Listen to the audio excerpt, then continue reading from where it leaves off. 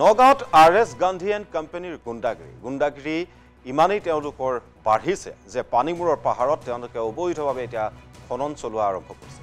বাতৰি সংগ্ৰহ কৰিবলৈ গৈছিল আমাৰ সতীৰ্থ সাংবাদিক, কিন্তু আমাৰ সতীৰ্থ সাংবাদিকক প্ৰৱেশত বাধা দিলে কোম্পানী। স্থানীয় ৰাইজকো প্ৰৱেশত বাধা দিলে কোম্পানী কৰ্তৃপক্ষই।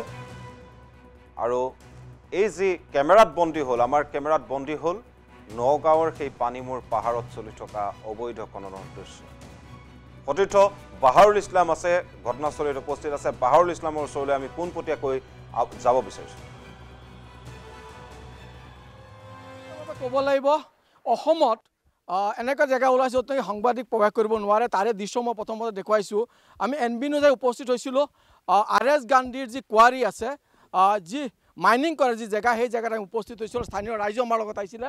মই দেখুৱাইছোঁ এইখনে গেট, এইখন গেট আমাক বাধা প্ৰদান কৰিছে আৰু আমি এইখন গাড়ীত আহিছিলোঁ। এইখনে গাড়ীলৈ আমি প্ৰৱেশ কৰিব বিচাৰিছিলোঁ, কিন্তু আমাক প্ৰৱেশ কৰিবলৈ বাধা দিছে। আৰু ইতিমধ্যে আমি অলপ যোগাযোগ কৰিছিলোঁ। ইয়াৰ যিসকল যি কৰ্মচাৰী আছে তেওঁলোকে আমাক বাধা প্ৰদান কৰিছে। গতিকে ইয়াৰ ভিতৰত কি আছে আমি NB নিউজে এক্সক্লুচিভ দেখুৱাম। ইয়াৰ ভিতৰত কি আছে, আমাক ভিতৰত প্ৰৱেশ কৰিব দিয়া নাই, কিন্তু ইতিমধ্যে আমাৰ ভিতৰত কি আছে সেয়া NB নিউজৰ দৰ্শকক দেখুৱাম। আৰু এনেদৰে চলিছে অসমৰ যি বন ধ্বংস যজ্ঞ সেয়া চলি আছে। নগাঁও আৰু কাৰ্বি আংলং বৰ্ডাৰত যি পাহাৰ ধ্বংস যজ্ঞ সেয়া চলি আহিছে। এয়া আজিৰ নহয়, 2017 পৰা যি তেওঁলোকে বন ধ্বংস যজ্ঞ চলাইছিল বা পাহাৰ যজ্ঞ চলাইছিলে, তাৰে আমি দৃশ্য দেখুৱাইছোঁ। কেমেৰা পাৰ্চন পবিত্ৰ দেখুৱাই আছে এনেদৰে খনন কাৰ্য যিদৰে ধ্বংস কৰিছে, প্ৰকৃতি ধ্বংস কৰিছে RS গান্ধী এণ্ড হিজ কোম্পানীয়ে। আৰু আমি ইয়াৰ ভিতৰৰ পৰিৱেশ দেখুৱাবৰ কাৰণে আহি উপস্থিত হৈছিলোঁ, কিন্তু আমাৰ NB নিউজক যাবলৈ নিদিলে। গতিকে ইয়াৰ ভিতৰত কি আছে সেয়া ৰৈছোঁ আমি NB নিউজৰ দেখুৱাম। আৰু স্থানীয় লোক আছে, তেওঁলোকৰ পৰা আমি কিছু বাক্য ল'ব চেষ্টা কৰিম যে ভিতৰত কি চলাইছে RS গান্ধীয়ে, বা তেওঁলোকে কাৰ আশীৰ্বাদত বা কাৰ আশীৰ্বাদ পুষ্ট হৈ পেলাই তেওঁলোকে ইলিগেলি মাইনিং চলাই আহিছে। যি অভিযোগ উত্থাপন হৈছে সেয়া অভিযোগ আমাৰ নহয়, স্থানীয় ৰাইজৰ অভিযোগ। আৰু কিদৰে তেওঁলোকে চলাই আহিছে মই আপোনালোকৰ ওচৰত আহিব বিচাৰিছোঁ। কি চলি আছে ভিতৰত, যিহেতু সাংবাদিকক প্ৰৱেশ কৰিব দিয়া নাই, ভিতৰত কি চলি আছে? ভিতৰত মানে ব্লাষ্টিং চলি আছে, পাথৰৰ শিলৰ, আৰু একটা কেঁচাৰ চলাই থাকে। ৰাতি ব্লাষ্টিং কৰে আৰু সিহঁতি ফিনিছ প্ৰডাক্ট কেঁচাৰটো ৰাতি চলাই দিয়ে। দিনত বন্ধ থাকে, ধূলি যায় যে ওপৰত কেঁচাৰটো নহয় একচুৱেলি। আৰু এই কেঁচাৰটো মানে কমপ্লিট ইলিগেল। ইয়াৰ কোনো NOC নোহোৱাকৈ, ৰাইজৰ NOC নোহোৱাকৈ এই ডিফু ক'ৰবাত এটা NOC লৈ যায় ভিডিঅ' ক্লিপ কৰি পেলাই ইয়াতে বহাইছে।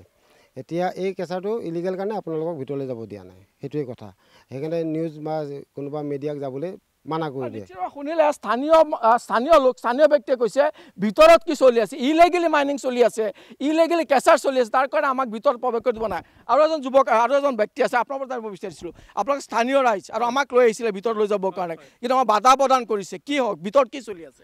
ভিতৰত ইলিগেল যিটো কেঁচাৰ চলি আছে গোটেইখিনি ইলিগেল চলি আছে। এইটো ৰাইজৰ কোনো NOCয়ে নাই, আৰু NOC নথকাৰ কাৰণে ইলিগেল কাম কৰাই আছে। আৰু এই ইলিগেল কামত আমাৰ কমচে কম 50,000 শ্ৰমিকে আজি ভুক্তভোগী হৈ আছে। আজি তেখেতে দাদাগিৰি কৰি পেলাই তেনেকুৱা কাম চলাই আছে। চৰকাৰে এইটো কি চাই আছে, এইটো আমি চৰকাৰৰো এইটো আমাক কৈফত লাগিব আমাক, নহ'লে আমি আগন্তুক তেখেতক এইটো চৰকাৰক আমি ব্যৱস্থা ল'বলৈ আমি বাধ্য হ'ম। আৰু আমাৰ যিটো ইয়াত ইলিগেল কাম কৰিছে, আমি গোটেই আমাৰ ইয়াত ফাৰ্মাৰ আছে, প্লেণ্টেশ্যন হেৰি আছে, গোটেই মানে প্লেণ্টেশ্যন এৰিয়াটো এইটো ডিষ্ট্ৰয় কৰি দিছে। আজি ৰাইজৰ এই ডাষ্টৰ কাৰণে আজি বেমাৰৰ সৃষ্টি হ'ব লগা হৈ আছে, আৰু নানা ধৰণৰ বেমাৰ হৈ আছে ল'ৰা ছোৱালীৰ। আজি এইটো ৰাস্তাত এম্বুলেঞ্চ যাব নোৱাৰিছে। তাৰ কাৰণে আজি আমি এই জেগাটোত চাবলৈ গৈছোঁ, কিন্তু আজি RS গান্ধীয়ে আজি দাদাগিৰিত আজি গোটেই ইয়াত ছিকিউৰিটি লগাই ৰাখিছে। ইলিগেল কৰাৰ কাৰণে তেখেতে ছিকিউৰিটি ৰাখিছে। গতিকে তেখেতক আমি হুংকাৰ দিছোঁ, আগন্তুক দিনবোৰত যাতে এইটো বন্ধ নকৰে, তেতিয়াহ'লে আমি ইয়াত বিহিত ব্যৱস্থা ল'বলৈ বাধ্য হ'ম। হয়, নিশ্চিতভাৱে মই পুনৰবাৰ দেখুৱাইছোঁ যোনখন গেট য'ত নেকি আমাক বাধা প্ৰদান কৰিছে। NB নিউজৰ সাংবাদিকক ভিতৰলৈ প্ৰৱেশ কৰি দিব নাই। আৰু ভিতৰত কি চলি আছে ইতিমধ্যে স্থানীয় লোকসকলে কৈছে। গতিকে RS গান্ধী এণ্ড হিজ কোম্পানীয়ে যি কাৰ্বি পাহাৰ, অৰ্থাৎ যি নগাঁও আৰু কাৰ্বিৰ সীমান্তত যি পাহাৰৰ যি ধ্বংসযজ্ঞ সেয়া যে চলাই আহিছে, সেয়া নিশ্চিত তাকে পোহৰলৈ আহিব ভয়ত তেওঁলোকে মই ভিতৰত প্ৰৱেশ কৰিব দিব নাই। কিন্তু আমাৰ NB নিউজৰ এই অভিযান অব্যাহত থাকিব। আমি এই অভিযান কৰি গৈয়ে থাকিম। RS গান্ধীয়ে কিদৰে ভিতৰত কি চলাই আছে বা কেনেদৰে ধ্বংসযজ্ঞ চলাইছে সেয়া কিন্তু আমি NB নিউজক ধাৰাবাহিক হিচাপে আমি কৰি থাকিম কিন্তু ইয়াতে আৰু এটা ডাঙৰ অভিযোগ উঠিছে স্থানীয় ৰাইজে ইয়াৰ যি হাজাৰ হাজাৰ জনতা আছে তেওঁলোকৰ যি ৰাস্তা সেই ৰাস্তা বিধ্বস্ত কৰি পেলাইছে একমাত্ৰ RS গান্ধীৰ যাৰ আশীৰ্বাদ পৃষ্ঠত তেওঁ এনেদৰে ধ্বংস কাৰ্য চলাইছে বা এনেকুৱা যি অঞ্চলৰ ৰাস্তা ঘাট তেওঁলোকে ধ্বংস বিধ্বস্ত কৰিছে সমান্তৰাল হিচাপে দেখা গৈছে যে ইয়াৰ যি বন বিভাগ আছে বা যিসকল বনকৰ্মী আছে তেওঁলোকে মেনেজ কৰি ৰাখিছে নেকি সমান্তৰাল হিচাপে ঊৰ্ধ্বতম কৰ্তৃপক্ষক মেনেজ কৰি ৰাখিছে নেকি RS গান্ধী সেয়া কিন্তু নিশ্চিত কিয়নো আমাক সাংবাদিকক আজি ভিতৰত প্ৰৱেশ কৰিব দিয়া নাই ভিতৰত কি চলি আছে RS গান্ধীয়ে কি চলাই আছে ভিতৰত কাৰ্বি পাহাৰত কি চলাই আছে সেয়া কিন্তু ডাঙৰ প্ৰশ্ন কিন্তু পৰৱৰ্তী সময়ত আমাৰ অভিযানে চলাই থাকিম আমি ইয়াৰ ভিতৰৰ পৰিৱেশ আমি নিশ্চয় দেখুৱাম NB নিউজৰ দৰ্শকক মই পুনৰবাৰ আপোনাৰ ওচৰলৈ আহিছোঁ যে এই পৰিৱেশ কিমান দিন ধৰি চলি আছে এনেদৰে এই 2000 আজি 7 বছৰে হৈ গ'ল 7 বছৰ কমপ্লিট হৈ গৈছে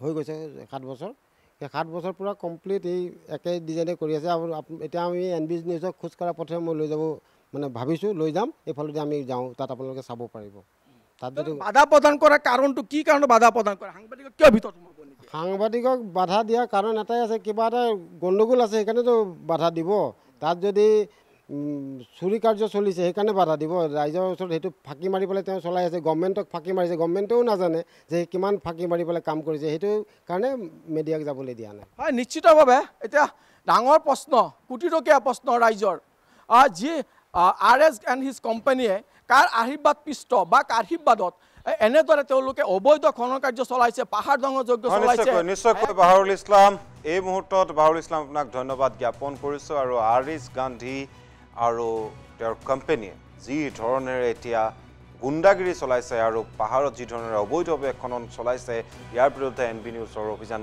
অব্যাহত থাকিব আৰু আমি সতীৰ্থ বাহাৰুলক এই মুহূৰ্তত ধন্যবাদ জ্ঞাপন কৰিছোঁ আৰু এটা কথা নিশ্চিত যে RS গান্ধী এণ্ড কোম্পানীয়ে পানীমূৰৰ পাহাৰত যি ধৰণেৰে অবাধে খনন কাৰ্য চলাইছে ইয়াৰ সন্দৰ্ভত বন বিভাগে কেনেধৰণৰ ব্যৱস্থা গ্ৰহণ কৰে সেয়াও কিন্তু হ'ব লক্ষণীয়